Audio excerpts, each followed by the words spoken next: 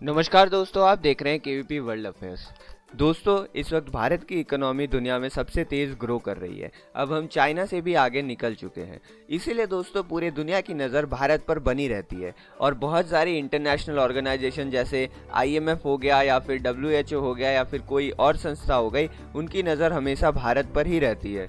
हर साल अपने एनुअल सर्वे रिपोर्ट्स में वो भारत पर खासा जोर देते हैं और भारत के बारे में कई सारे प्रेडिक्शंस करते हैं।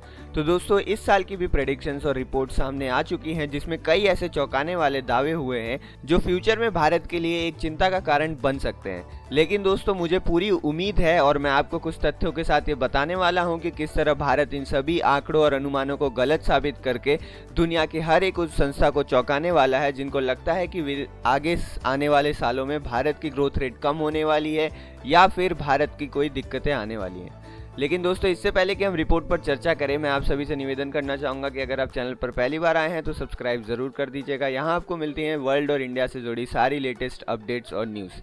दरअसल दोस्तों, साल 2022-23 के लिए आईएमएफ की प्रेडिक्शन सामने आ चुकी है और इस बार आईएमएफ ने इंडिया की ग्रोथ रेट को 9% से कम करके 8.2% को कर दिया है।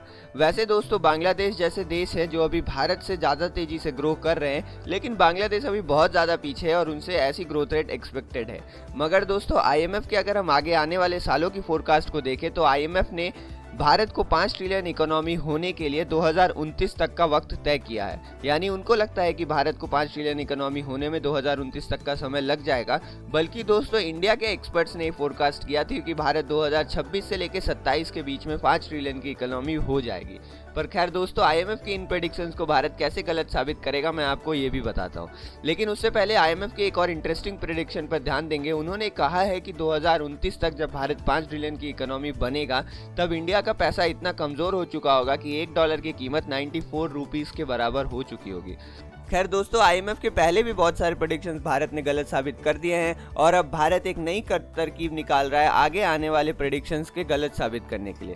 दरअसल दोस्तों, भारत ने हाल ही के साल में जिस तरीके से रिन्यूएबल एनर्जी पर फोकस किया है, उससे भारत आगे आने वाले कुछ सालों में रिन्यूएबल एनर्जी का सबसे बड़ा हब बन सकता है। और अगर भारत में रिन्यूएबल एनर्जी की खपत बढ़ती है और इस्तेमाल करने की क्षमता बढ़ती है, एफिशिएंसी बढ़ती है, तो हमें ऑयल को बहुत कम इंपोर्ट करवाना पड़ेगा। और ऑयल और नेचुरल गैस अगर हम कम इंपोर्ट करवाएंगे तो फिर भारत की करेंसी भी मजबूत होने लगेगी।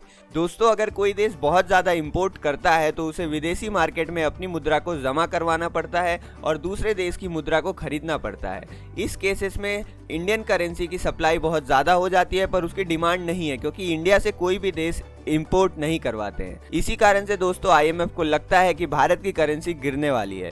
लेकिन दोस्तों, इंडिया ने जिस तरीके से हाल ही के सालों में अपने एक्सपोर्ट्स को बढ़ाया है वो भी काबिले तारीफ है, पर अभी भारत को बहुत ज़्यादा काम करने की ज़रूरत है। लेकिन दोस्तों, भारत अगर रिन्यूएबल एनर्जी जैसे कि सोलर एनर्जी हो गया, विंड एनर्जी हो गया या फिर टाइडल एनर्जी हो गया, इस पर अच्छे से फोकस करता है तो भारत को ऑयल डिपेंडेंसी कम करने की ताकत मिलेगी। और अगर ऑयल डिपेंडेंसी कम हो जाती है तो बहुत नॉर्मल सी बात है कि हमारे इंपोर्ट्स घट जाएंगे और इंपोर्ट्स घटने की क्षमता में इंपोर्ट टू एक्सपोर्ट रेशियो सही हो जाएगा, जिससे हमारी करेंसी एक हार्ड करेंसी बन सकती है और इसकी भी इज्जत इंटरनेशनल मार्केट में बढ़ेगी, डिमांड बढ़ेगी और भारत की करेंसी भी बढ़ेगी और आईएमएफ का ये प्रेडिक्शन गलत साबित हो जाएगा।